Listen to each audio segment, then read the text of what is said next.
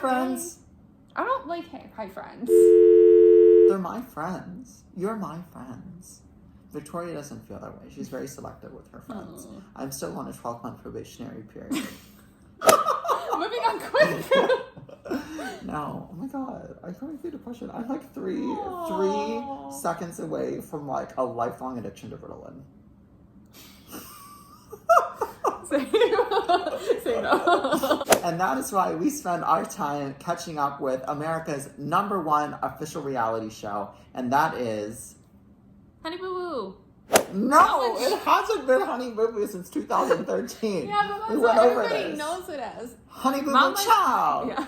Mama June, not so hot, family crisis. That's right.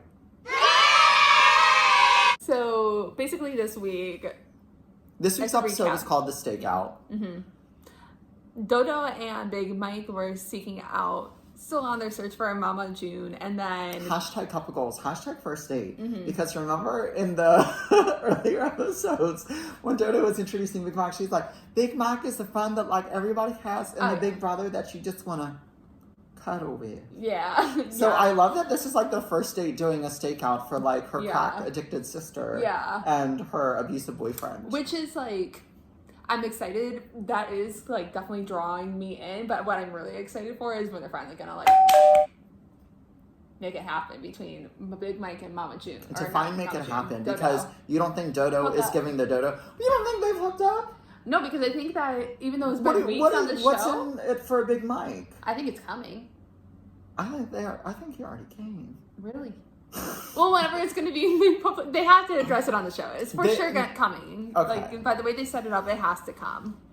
The show literally opens with them basically going to the sheriff's station because that's like the one place that like they haven't checked, which I find ridiculous in the whole state of Alabama. But the whole time, Big Mike is literally there for the pizza. Yeah. He's along for the ride that is getting rode by Dodo. And then also for the food. Yeah. What else would it be there for? Literally when they're at the sheriff's station, like, first off, I think we are Dodo and Big Mike. Which one are you and which one am I? I think it's obvious. I hope I'm Big Mike.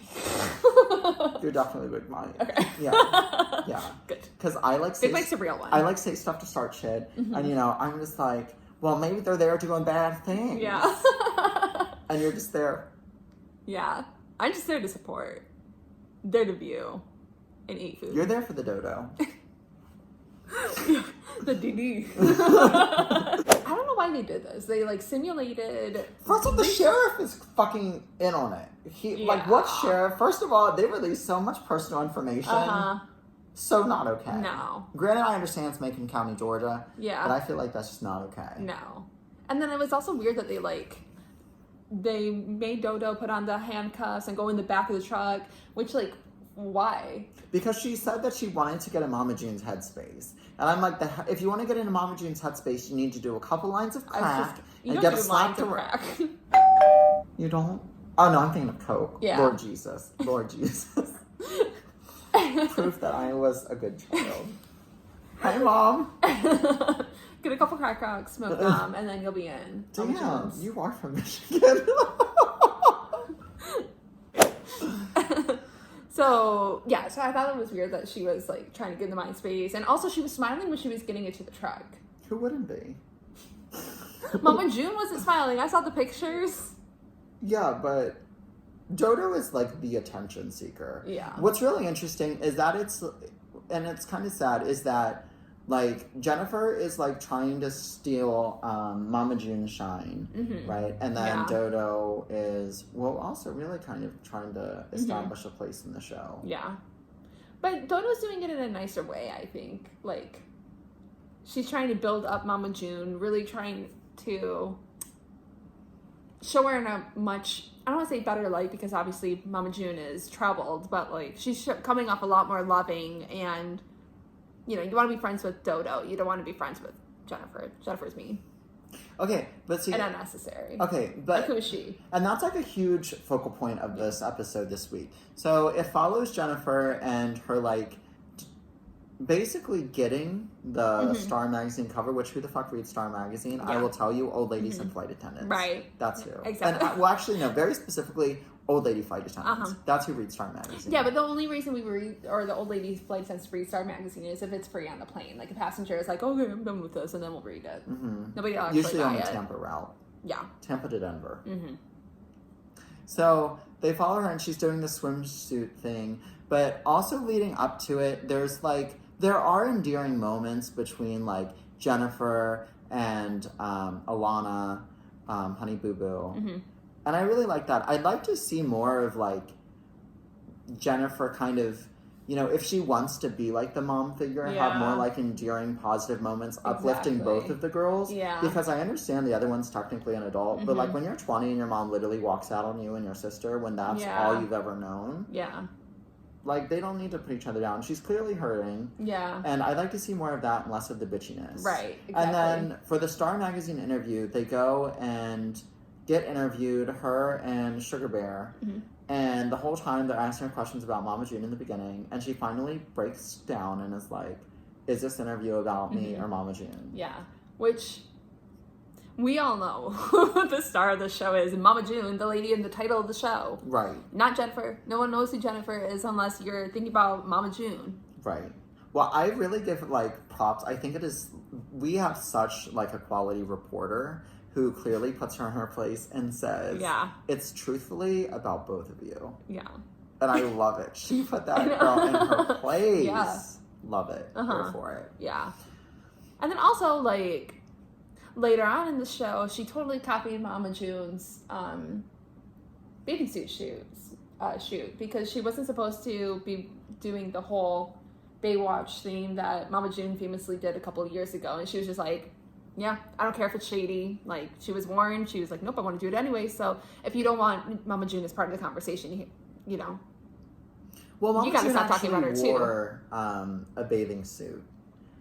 She wore a bathing suit, it just had a red sarong over it. So it wasn't even as good as Mama June's because, like... what's a sarong? It's that sheer skirt thing that she puts on. It's like, you tie it at the waist. Is this common knowledge? A sarong? Mm-hmm. S-A-R-O-N-G. Where does it come from? I feel like that's like, it comes from my like people. Target. Yeah, but like, where does sarong come from? Oh, I don't know. We digress. I'd like a sarong. Yeah, I think they're chic. I would love that. I told you anything that is made of like that sheer of like poof material. Yeah, I'm here for it. And, other things, I want to show just Sugar Bear. That was, again, that's not really a topic. That's just something, a statement. Yeah.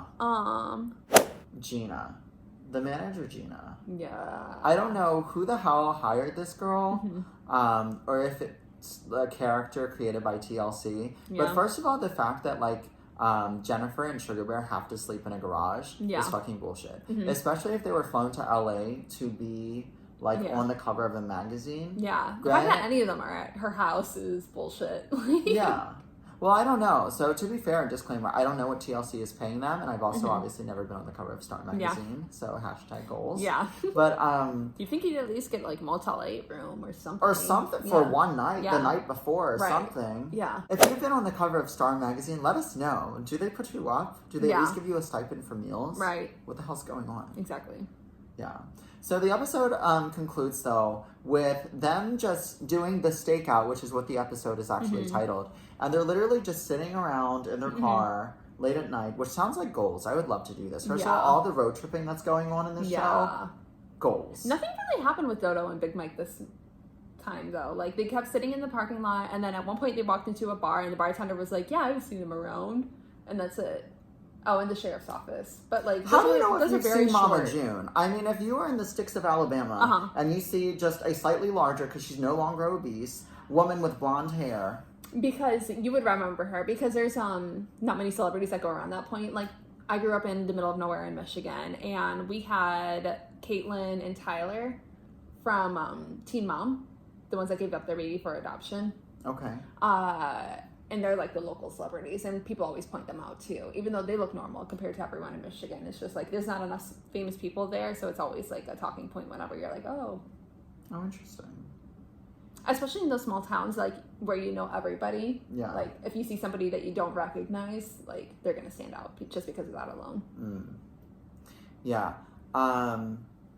So it ends with them, with very convenient timing, see a Suburban that matches the description of Mama June's and Gino conveniently pull up To with a Georgia seedy hotel. Yeah, the one that they happen to be, and they only happen to be there because it is, quote, a motel that is the type of motel that they would probably frequent. Yeah, that was the description the sheriff gave them. So, I mean, I don't know if that narrows it down. Maybe the part that they were in, it was either a JW Marriott or this seedy motel. Right. But, I mean, it was very convenient. So, all I have to say, if next week we watch and it turns out it was Mama June, all of this was staged. Yeah. And if it doesn't turn out to be, then it's like, well, yeah, I mean, what are the chances? Yeah, that was a lame setup if it's not Mama June. Right. Like, because that was definitely the cliffhanger. It was like, though. ooh. But, yeah, that's a cheap way to get ratings. I feel like, I don't know. It's reality TV. I know. Weren't you a fan of the real world and you're over here talking about elegant ways? I was just going to say, I don't think at episode 3 they're going to finally find Mama June. That's what I was just thinking too. I feel like that's going to be a season finale type thing. For It's like sure. they finally find Mama June. And we know that she's alive and well because she's on Cameo. Yeah. Also, they're wearing the same outfit the entire time. Big Mike and Dodo are. Yeah. So this is definitely taking the place over like a day or two. We hope. We're assuming. I'm hoping. Also, it's a wouldn't small town. assume. Like, how long can this be taking? Well, even every small town has a JCPenney's. Why can't you stop in? We'll leave it with that. Yeah. So we'll see you next week for another recap of Mama June from Not to Odd: Family Crisis. Family Crisis.